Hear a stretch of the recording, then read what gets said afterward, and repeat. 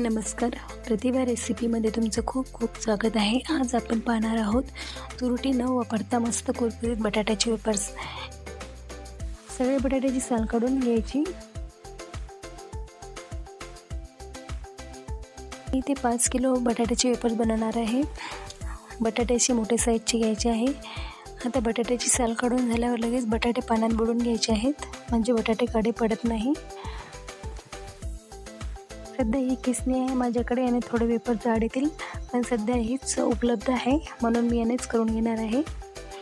आता वेफर्स मी 2-3 पाण्याने स्वच्छ धुवून घेणार आहे आणि रात्रभर असेच पाण्यात ठेवणार आहे. आता दुसऱ्या दिवशी हे पाणी काढून टाकायचे आहे. सगळे बटाटे बुडतील असं मोठे पातेले घ्यायचं आहे. आता पाणी गरम करून घ्यायचं, मीठ टाकायचं आहे. पाण्याला उकळी आल्यावर हे सगळे वेफर्स पाण्यात टाकायचे आहेत. चांगली उकळी काढून घ्यायची आहे. उकळी आल्यानंतर 1-2 वेळेस हलवून घ्यायचे वेफर्स.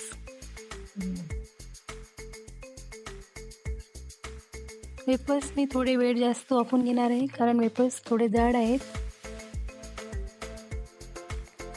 आता वेफर्स वाफलेले आहेत.